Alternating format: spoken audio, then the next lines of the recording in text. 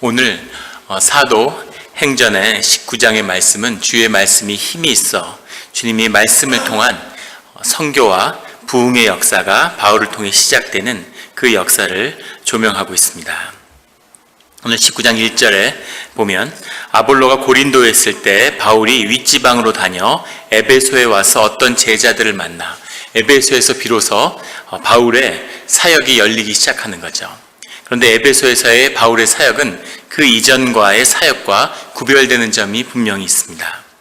2절에 가면 이르되 너희가 믿을 때 성령을 받았느냐? 이르되 아니라 우리는 성령이 계심도 듣지 못하였노라. 이렇게 주님을 이미 아는 유대인은 제자들을 만나게 되었다는 겁니다. 근데 그들에게 성령을 받았느냐라고 묻고 있는 거죠. 무슨 구원파나 무슨 그런 오순절 계통의 사역자들 같이 성령을 받았느냐. 주님이 오순절 사건을 통해서 이미 주님의 성령을, 보혜사 성령을 모든 주님을 믿는 또는 믿지 않는 모든 자들에게 성령의 역사를 일으키셨는데, 그런데 왜 성령을 받았느냐라고 묻고 있는가, 우리는 이런 의문을 갖게 됩니다. 여기서 성령을 받았느냐는 새롭게 밖에서 성령을 받았다는 의미가 아니라 이미 십자가의 사건으로 우리 안에 있는 그 아들의 영, 보혜사의 성령이 너희들의 삶의 중심을 이루고 있느냐, 성령의 충만함 속에 있느냐라고 도전을 주는 것이죠. 3절에 그들을 제자들이 뭐라고 얘기하냐면 우리가 받은 것은 회개의 영, 회개의 세례, 요한의 세례다. 이렇게 대답하자 4절에 바울이 이르되 요한이 회개의 세례를 베풀며 백성에게 말하되 내 뒤에 오시는 이를 믿으라. 내 뒤에 오시는 이를 믿어야 한다. 이렇게 선포하면서 이는 곧 예수다. 너희가 믿어야 할 대상, 너희의 믿음의 중심에는 예수님이 있어야 한다라고 증거하고 있습니다. 그리고 5절에 그들이 들었다는 얘기는 그냥 단순히 들었다는 게 아니라 그 선포를 받아들였다는 거죠. 그것을 믿음으로 붙잡자 그들에게 안수하매 성령이 그들에게 임하심으로 6절에 그들의 예수의 이름으로 세례를 받고 바울이 그들에게 안수하자 성령이 그들에게 임하셨다는 거죠. 성령이 바울에게 있던 성령이 이 제자들에게 나아갔다는 뜻이 아닙니다. 이 구절을 오해해서 부흥집회 같은 데서 성령을 받으라 그러고 숨을 몰아쉬고 나한테 성령을 받으라고. 성령님은 하나님이시죠. 하나님의 영입니다. 누구의 삶에, 누구의 손에 그렇게 홀드될 수 있는 그런 존재가 아니죠. 그리고 물질적인 그런 것도 아닙니다. 영이시고 자유롭고 교통하며 누구에게나 내재하시죠. 그런 성령이 바울의 손으로 나간 것이 아니라 바울이 그들에게 안수했다고 하는 것은 기름 부었다는 뜻인데, 기름 부었다는 것은 축복했다는 뜻이죠. 그들에게 축복의 기도를 하자 그 안에 있던 성령이 일어나더라는 거죠. 성령이 바울과 그의 제자들을 붙들었다는 겁니다. 그러자 오순절의 역사처럼 방언과 예언이 나타나더라는 겁니다. 성령의 역사가 이들을 붙잡았다는 거죠. 이 의미는 이 사람들이 개개인의 삶에 억눌린 또는 붙들린 그런 개인이나 인디비주얼이 아니라 주 안에서 주의 한 공동체를 이뤘다라는 뜻이죠. 그 순간에 성령의 역사로. 8절에 가면 바울이 회당에 들어가 석 달 동안 담대히 하나님 나라에 대하여 강론하여 권면하되, 바울이 회복된 거죠. 성령에 힘입어서 이제 회당에 가서, 이 회당은 유대인의 회당입니다. 유대인들이 모여서 예배드리는 장소에 들어가서 예수 그리스도를 담대히 전하기 시작하는 거죠. 이것이 석 달 동안 가능했다는 것도 놀라운 일인데, 석 달 동안 하나님 나라의 강론에서 하나님의 말씀과 복음이 그들의 공동체 가운데 분명히 드러났다는 거죠. 그러자 9절에 어떤 사람들은 마음이 굳어 순종하지 않고 무리 앞에서 이 도를 비방하거늘 바울이 그들을 떠나 제자들을 따로 세우고 두란노선에서 날마다 강론하니라. 이렇게 말씀이 증거하고 있습니다. 하나님의 말씀과 복음이 분명히 증거됐는데 마음이 더 굳어지는 사람들이 나오더라는 거죠. 그리고 순종하지 않고, 그리고 하나님의 복음을 비방하는 사람들이 나오더라는 겁니다. 이것이 하나님의 말씀이 선포되는 곳에 일어나는 역사죠. 이 말씀이 분명하게 선포되면 선의 역사가 일어나고 동시에 악의 역사도 일어나는 거죠. 주님을 높이고 주님을 찬양하는 예배가 일어나지만 그것을 공격하고 방해하고 그것을 무너뜨리려고 하는 역사가 동시에 강하게 일어나는 겁니다. 선이 흥하면 악이 흥하고 또 악이 흥하면 선이 흥하는 거죠. 우리가 잊지 말아야 할 것은 늘 누가 그 공동체의 이니셔티브를 쥐고 있는가, 누가 주님의 말씀의 권능을 바로 붙들고 있는가, 거기에 있는 것입니다. 이 공격을 두려워할 필요도 없고 공격이 있는 것은 너무 당연한 거죠. 예수 그리스도가 말씀을 직접 증거하실 때도 예수님을 비방하는 사람들이 있었어요. 세례 요한이 금식을 하니까 미쳤다 그러고, 예수님이 먹고 마시니까 먹고 마시는 걸 탐하는 자라고 욕을 하는 거죠. 늘 주님의 복음과 주님의 사역이 더 확장되어 갈수록 이 비난과 공격도 동시에 점점 더 강해지는 겁니다. 우리 영락교회가 주님의 영에 붙들려서 주님의 복음이 선포되고 이 몬트레이 베이에 주님의 일을 시작하게 되고 그 사역이 일어나면 그런 모든 사람들이 박수치고 모두 하나님의 나라를 기뻐하고 그렇게 주님의 복음을 영접할 것 같지만 사실은 그렇지 않다는 거죠. 그런 사람도 있지만 그렇지 않고 욕을 하고 음해하고 공격하는 사람도 분명히 많아지고 점점 더 강해질 거라는 것을 성경은 보여주고 있는 겁니다. 우리 주님의 자녀들, 믿음의 자녀들은 그런 것에 흔들릴 필요도, 그런 것을 두려워할 필요도 없는 것이죠. 내가 주님의 일을 하는데 세상이 모두 박수를 친다. 그러면 내가 무슨 일을 하고 있는지 한번 점검해 봐야 됩니다. 영 안에서 분별해야 하는 거죠. 모든 세상이 다 박수를 친다? 그것은 하나님의 진정한 복음이 아닐 수 있다는 거죠. 주님의 복음이 선명해지면 공격하는 악한 세력이 일어나는 것이 동시에 나타난다는 것을 바울의 사역이 보여주죠. 그런데 바울이 그들을 떠나 제자들을 따로 세웠다. 이 의미는 성별했다는 뜻입니다. 구별했다는 뜻이죠. 믿는 자들끼리 뭉쳐야 돼. 그런 뜻이 아니라 그 말씀을 흠모하고 그 말씀을 영접할 수 있는 사람들이 그 공동체를 이루었다는 거죠. 그리고 두란노 소원에서 날마다 강론하니라. 그것이 얼마나 했냐면 10절에 2년 동안이나 했다는 거죠. 여러 지역을 다니면서 복음을 선포했는데 잘 되지 않았어요. 그런데 에베소에서 뿌리를 내리고 2년 동안 말씀을 계속 선포한 거죠. 그리고 아무도 안 듣는 말씀을 선포할 수는 없지 않습니까? 그 말씀을 듣는 사람이 12사람쯤 됐다는 겁니다. 7절에 나오고 있죠. 꼭 12사람이라서 12부족을 상징하는 유대인을 상징하는 것이 아니라 그 말씀을 영접하고 공동체를 이룰 수 있는 그 사람들, 크리티컬 매스가 이루어졌다는 거죠. 하나님의 사람이 그 영으로 묶인 사람들이 그래서 12사람이 아니라 12사람쯤 된 거죠. 그만큼 사람이 모여서 주님을 깊이 영접했다는 겁니다. 그 12사람을 데리고 그 안에서 계속 하나님의 말씀을 계속 전한 거죠.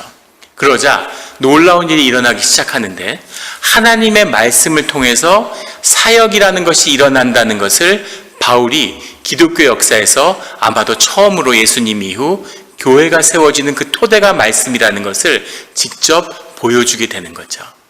우리가 오늘 교회에서 사역하고 예배를 드리고 주님의 복음을 나누는, 선포하는 그 시작을 우리가 오늘 보고 있는 겁니다. 그래서 2해 동안 이같이 하니 아시아에 사는 유대인이나 헬라인이나 다 주의 말씀을 듣더라.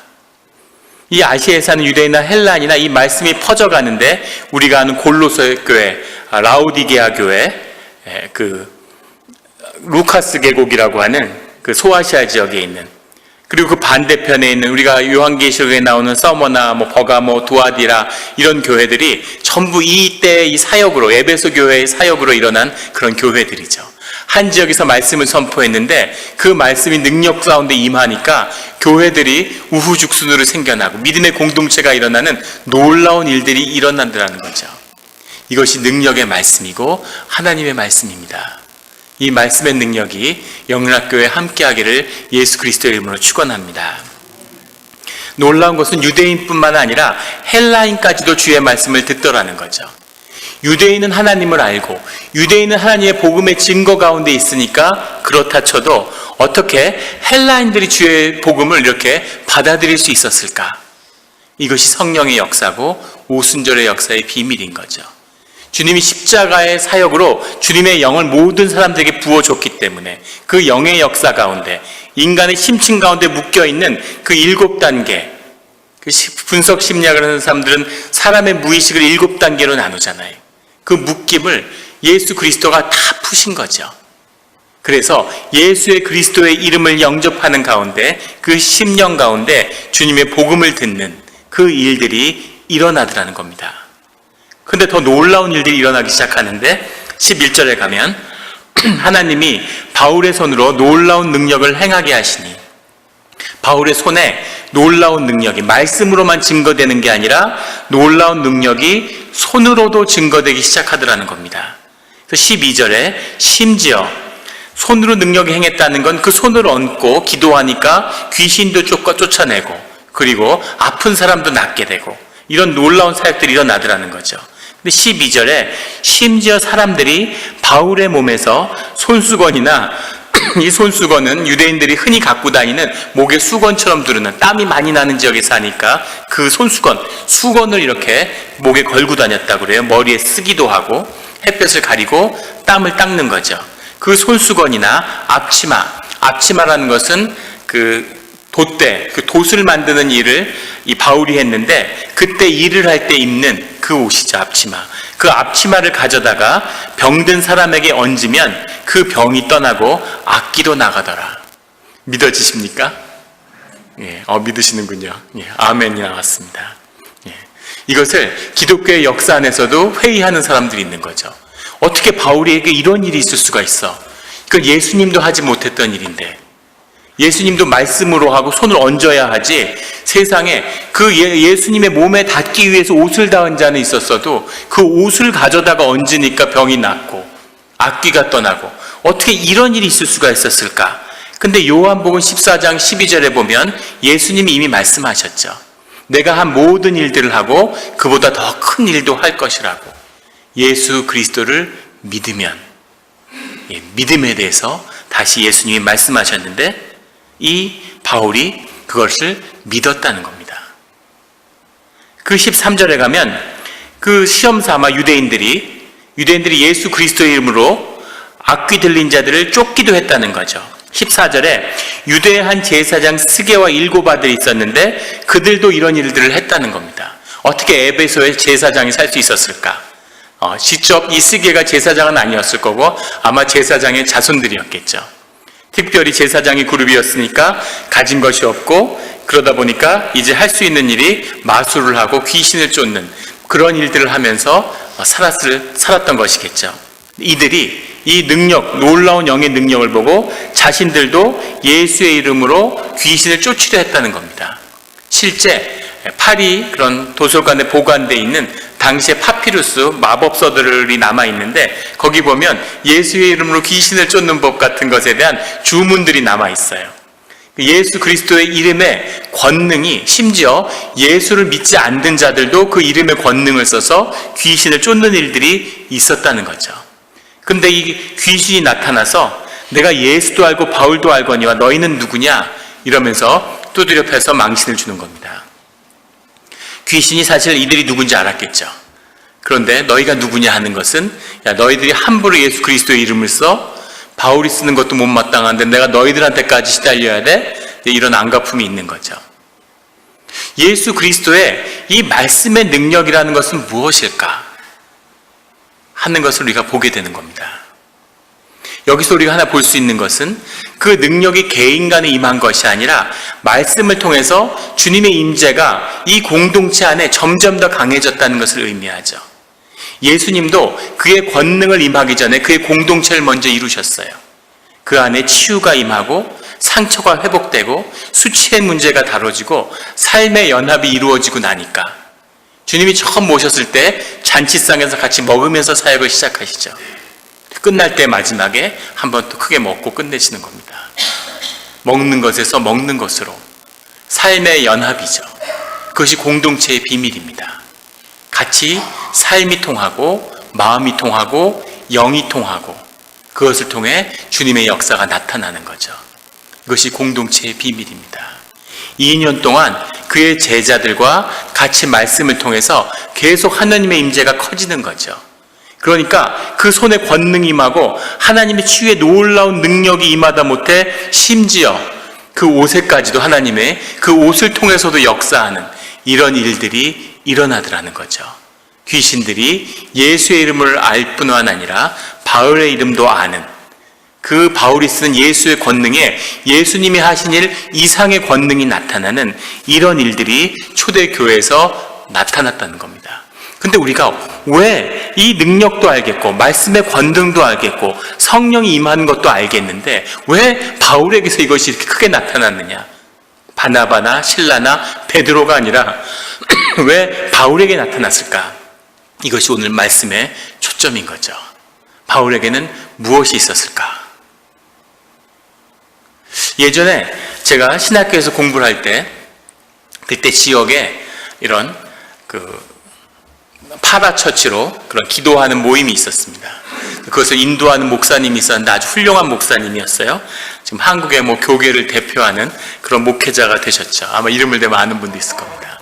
그런데 그분이 이렇게 모임을 갔는데 그 모임에 귀신 들린 분이 있는 거예요. 근데 그분이 계속 그 집회를 방해하는 겁니다. 그 집회를 유지할 수가 없어요. 근데 그 목사님의 사모님도 굉장히 영적으로 열려있고 영예를 분별하는 그런 기도하는 분이었죠. 그래서 그분이 그 문제를 다뤄야겠는데 그 문제가 다뤄지지 않는 겁니다. 아무리 기도를 해도 어떻게 해도 그분을 어떻게 할 수가 없는 거예요. 근데 그때 신학교에 공부하던 한 전도사님이 있는데 또 이분이 아주 능력의 기도의 종이었던 거죠.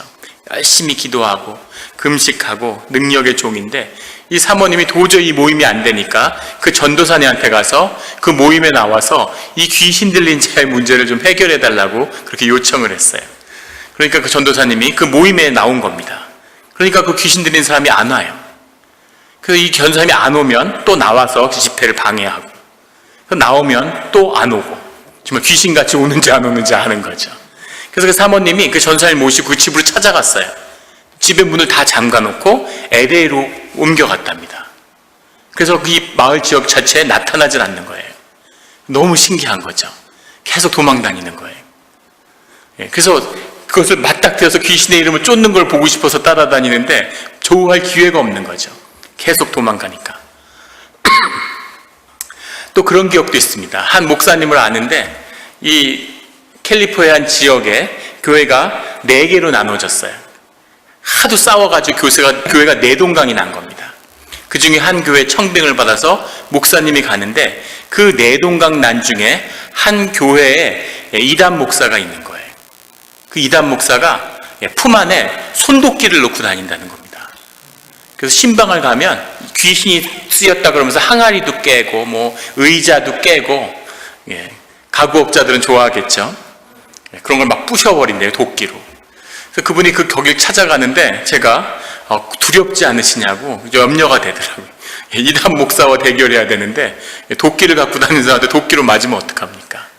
도끼로 맞은 다음에 법적으로 의학적으로 해결해봐야 일단 안 맞아야지. 근데 그 목사님도 열심히 기도하는 분이었는데 웃으시더라고요. 그래서 그런 건 전혀 염려하지 않는다고. 그러면서 기도하고 이것은 영으로 해결해야 되는 일인데 이미 그것을 해결했기 때문에 그 교회에 가는 거다, 이렇게 얘기를 하시는 거예요. 얼마나 멋집니까? 앞으로 어떤 일이 펼쳐질까? 근데 그 목사님이 그 지역에 부임하던 날, 그 전날 그 이단 목사가 LA로 이사를 가버렸다는 거예요. 그래서 한 문제가 그냥 해결돼 버린 거죠. 왜 다 이단 목사는 귀신 들린 자는 LA로 갈까요? 그런데 영이 하는 일인 거죠. 제가 굉장히 신기해서 그 귀신을 쫓는 전도사한테 가서 물어봤어요. 왜 우리가 다 예수를 믿는 사람인데 다 예수의 이름으로 귀신을 쫓는데 귀신이 그 목사님은 안 무서워하고 그렇게 회방을 놓는데 전도사님은 무서워하냐고. 그 비밀이 뭐냐? 저도 그게 궁금한 거죠. 그런 권능을 얻고 싶고. 그러니까 그 전도사님이 뭐라고 얘기하냐면 그걸 제가 어떻게 알겠냐고 얘기하더라고요. 가서 귀신이 무서워하면 그런가 보다 하는 거고 안 무서워하면 할 수 없는 거고 예수 그리스도 이름으로 나가라 그러면 나가는 거고 못 나가겠다 이러면 할 수 없이 꼬리를 내리고 나와야지. 그걸 어떡하겠냐. 그렇게 얘기하는 거죠. 도대체 예수님이 권한 능력이 뭘까? 그 능력의 비밀이 뭘까? 이것이 오늘의 말씀에서 우리에게 주는 도전인 겁니다. 예수님의 이 능력, 이 이름을 누구나 쓰는데 왜 이방인조차도 그 이름을 써서 귀신을 쫓는데 왜 우리가 이 능력을 쓰지 못할까? 이거죠. 유발 하라라고 하는 그 과학자가 있는데 그 사람이 사피엔스라고 하는 책을 썼어요. 세계적으로 큰 화제가 됐던 책이죠. 이 사람이 화제를 모았던 건 과학자인데 그 책을 통해서 사피엔스, 현생인류, 기본적으로는 과학자니까 진화를 지지하는 사람이죠. 이 사피엔스의 비밀이 무언가를 탐구하는 그런 이야기입니다. 사피엔스에게는 특별한 무언가가 있다는 거죠. 사피엔스가 특별한 이유가 뭐냐면 왜 사피엔스가 이토록 찬란한 문명을 꽃피고 세상을 지배하는 그 주인이 됐을까? 이것이 의문이라는 겁니다. 불과 10만 년 전까지만 해도 별로 다를 게 없었다는 거죠. 유인원들과 같이 뛰어다니면서 과일이나 따먹고 이러던 그런 존재가 3만 년 전까지만 해도 아무 별 볼 일 없던 200만 년 전이나 100만 년 전이나 10만 년 전이나 3만 년 전이나 똑같았는데 왜 갑자기 10,000년 전, 20,000년 전, 10,000년 전, 1000년 전이 되면서 인간이 급격한 문명의 세계로 들어갔을까? 그것을 추적하는 겁니다. 궁금하시죠? 그 비밀이 뭘까? 그 사람이 그 이유를 추적하는 겁니다. 인간은 참 이상한 건 그 진화의 비밀이죠.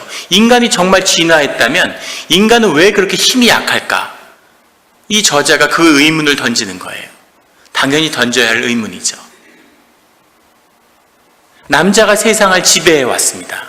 지금은 그 지배권이 이제 넘어가려고 하는데 모든 분야에서 여성의 능력이 남성보다 더 뛰어나다는 거죠.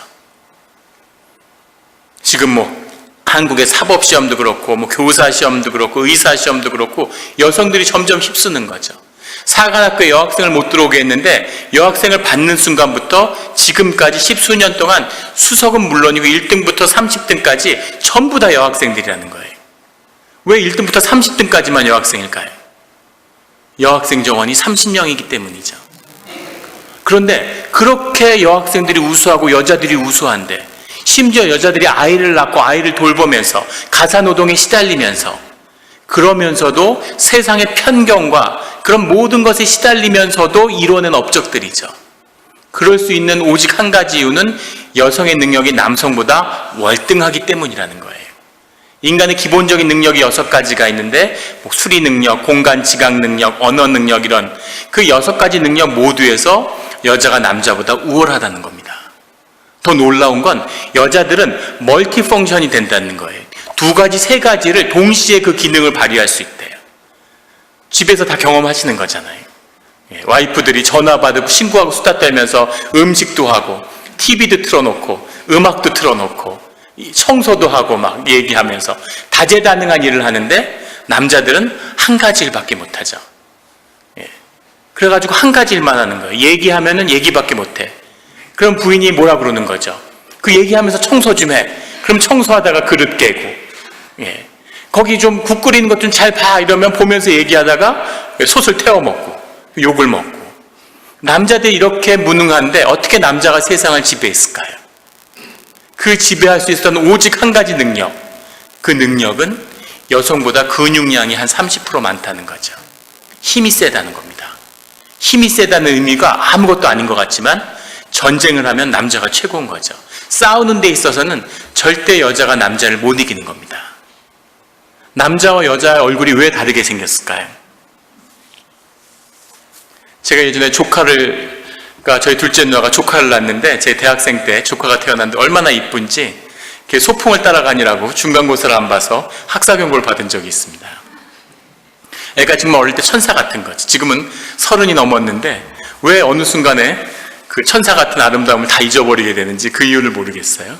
근데 어릴 때 애가 너무 예뻐가지고 맨날 옆에서 이렇게 애를 보고 있는데 같이 뷰티 앤 비스트, 미녀와 야수 그 애니메이션 영화를 걔는 수백 번을 봤을 거예요. 저희 같이 수십 번을 봤습니다.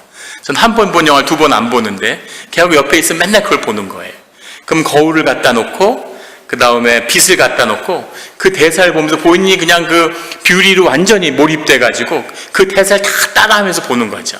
그리고 저한테도 비스트 역할을 맡으라고 해서 저는 비스트의 대사를 계속 옆에서 같이 해줘야 돼요. 항상 뷰리만 하고 좀 비스트만 하는데 제가 어느 날 나도 좀 뷰리를 해보자. 너가 비스트를 하고. 그러니까 걔가 어떻게 외삼촌이 뷰리를 할 수가 있냐고 얘기를 하더라고요. 난 왜 못하니? 그러니까 걔가 뷰리는 여자고 비스트는 남자잖아. 그래서 제가 너가 몰라서 그렇지 사실 외삼촌도 여자야 이렇게 얘기를 했죠. 그러니까 걔가 당황하는 거예요.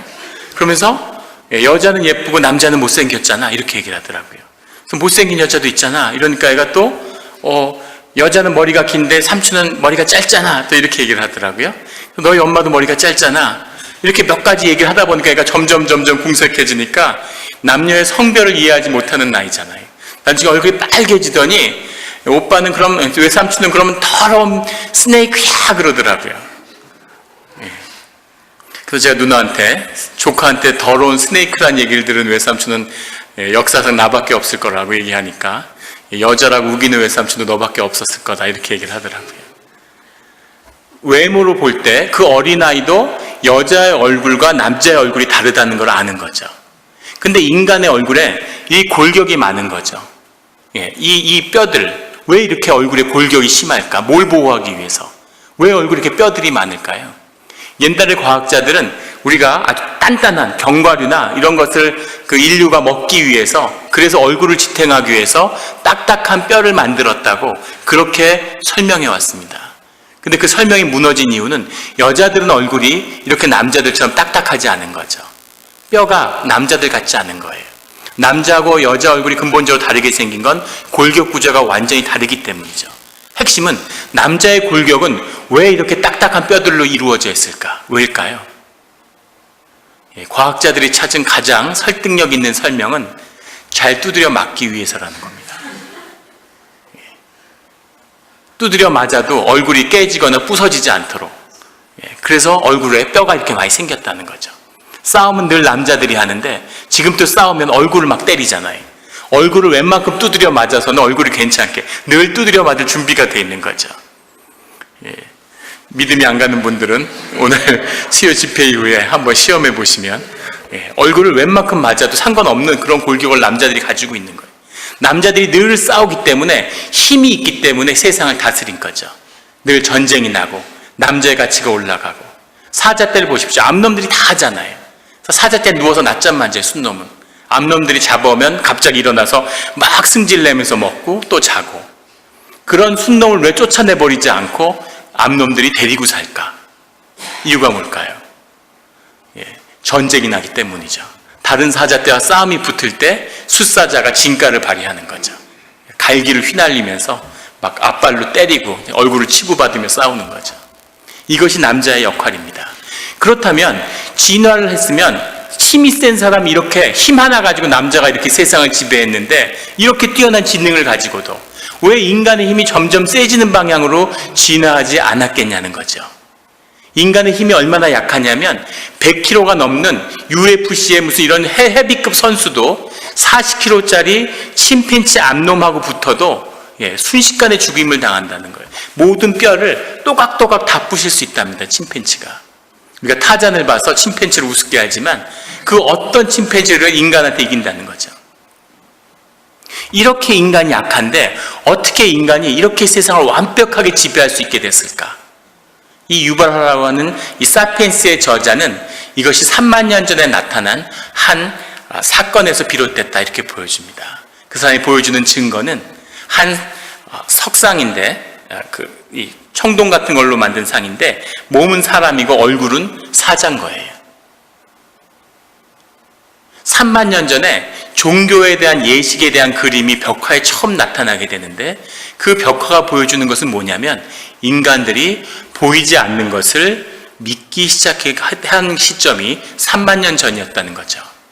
세상에 보이지 않는 것, 존재하지 않는 걸 사람들이 존재하는 것처럼 믿기 시작했다는 거예요. 사냥을 나갔는데 곰을 발견한 거죠. 사자떼를 발견한 거죠. 그러면 화들짝 놀라서 혼자서 뛰어와서 동굴에 있는 무리들에게 사자떼가 가까이 왔다고 막 설명을 하는 거죠. 그런데 사람들이 그걸 믿어줘서 아무도 사자를 본 사람이 없는데 사자의 울음소리도 사자의 그 무엇도 느끼지 못했는데 무리가 다 같이 도망을 간다는 거죠. 보이지 않는 걸 듣고 믿어줬기 때문이라는 겁니다. 그 사피엔스의 저자의 인간이 가진 가장 놀라운 능력은 믿음에 있었다는 거죠. 사람이 보이지 않는 것, 생각할 수 없는 걸 믿기 때문에, 그래서 이 보이지 않는 것을 믿을 수 있는 이 능력이 사피엔스를 위대한 존재로 만들었다, 이렇게 고백하는 겁니다. 또 다른 책, 거대한 신이라는 책이 있는데 노레자연이라고 하는 학자가 쓴 책이에요. 그 사람은 거기서 한 발 더 나가는데 인간을 이렇게 위대한 존재로 만든 것은 신이었다고 얘기하는 겁니다. 과학자가 그런 얘기를 한다는 게 신기하죠. 그 의미는 뭐냐면 덤바의 숫자라는 게 있다고 그래요, 뇌과학에. 그건 뭐냐면 심피질의 두께를 재가지고 이 전체의 무리의 숫자를 가늠하는 그 통계를 의미하는 겁니다. 심피질의 두께와 그 무리의 숫자가 정확히 통계적으로 경향적으로 일치한다는 거죠. 사자는 맥시멈 30마리, 심팬지는 120마리, 이런 식으로. 그러면 인간의 한계는 150마리라는 겁니다. 150명이 인간이 이렇게 사회, 소셜한 활동이나 인지를 통해서 사람이 지각할 수 있는, 유지할 수 있는 맥시멈의 사회 관계가 150명이라는 거죠. 그것을 넘는 걸 사람들이 인지적으로 관리할 수가 없다고 그래요. 거기에 많은 사람들이 도전해 왔습니다. 똑똑하다고 자부하는 사람. 한 그 추리소설가가 거기에 도전해갖고 머리가 명석한 거죠. 나는 달라. 이래서 페이스북에서 공개 실험을 했어요. 자신이 150명 이상 되는 사람에게 정확한 그 사람에 대한 메시지를 보낼 수 있다고 그랬는데 150명이 넘어가면서 다른 사람에게 잘못된 메시지를 보내는 게 속출하기 시작하는 거죠. 인간의 한계입니다.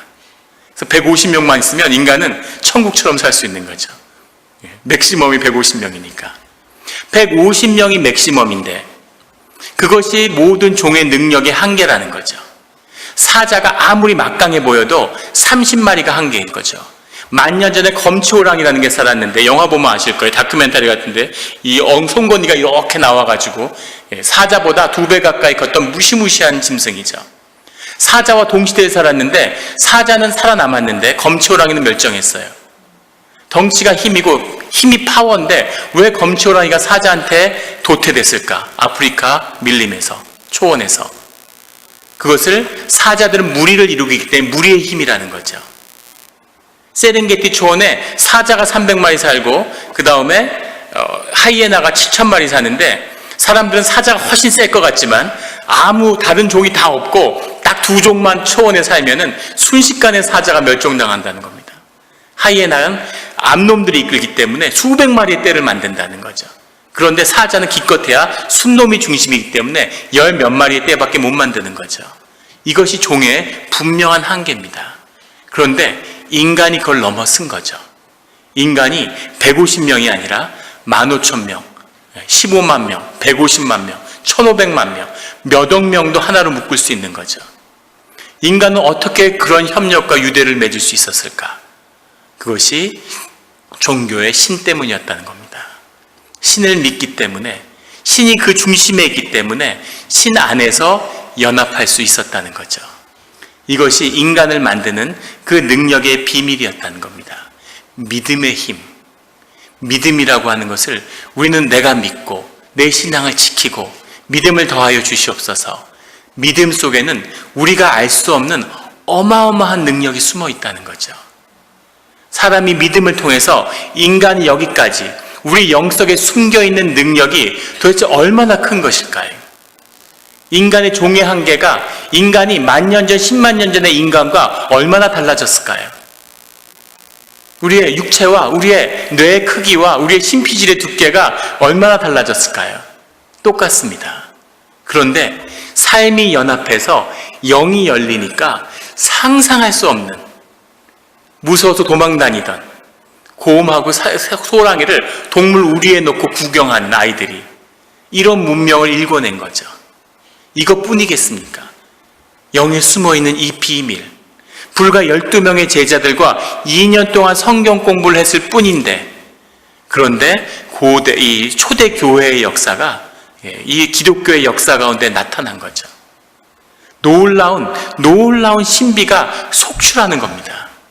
이 신비가 얼마나 컸는지 목숨을 위협받고 사람을 사자굴에 던져서 예수만 부인하면 살려주겠다는데 사자굴에 던져서 그 죽임을 당하는데 그것을 기꺼이 감내하는 거죠. 뭘 봤길래, 뭘 믿길래 어떻게 인간이 그럴 수가 있을까? 인간이 자기 종의 이 자연적인 조건을 거부할 수 없는 그 생명의 위협에 맞서서 자기의 믿음을 지키겠다고 뭘 보고 뭘 붙잡았길래?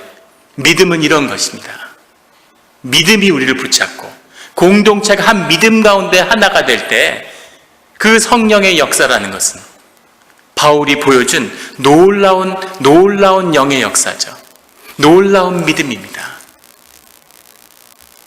바울이 보고 믿은 것을 사람들이 믿은 거죠.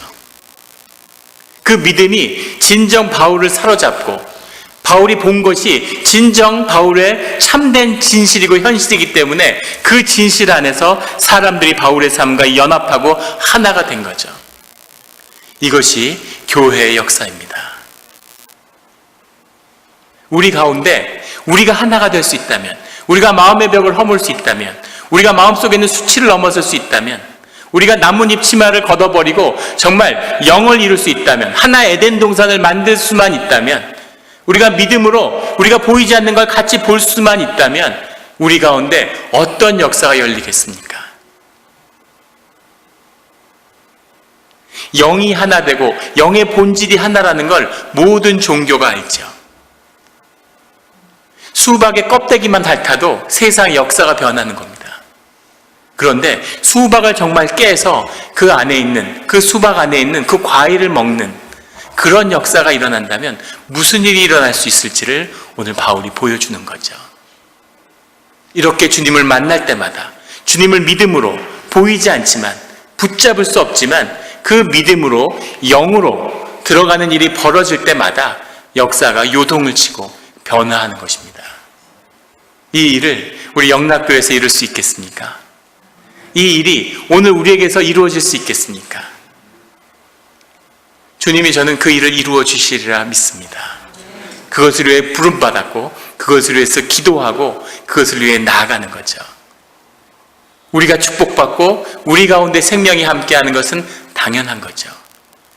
우리가 모르는, 우리가 볼 수 없는 놀라운 역사가, 놀라운 축복이 우리 위에, 우리 가운데 주님이 역사하시는 겁니다.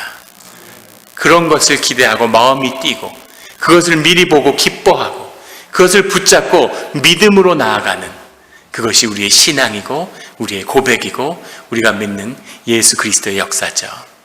그것에 붙들림을 받는 우리 성도님들이 되시기를, 오늘 바울의 에베소의 교회처럼 우리 영락교회가 그런 교회가 되기를 예수 그리스도의 이름으로 축원합니다. 같이 기도드리시겠습니다.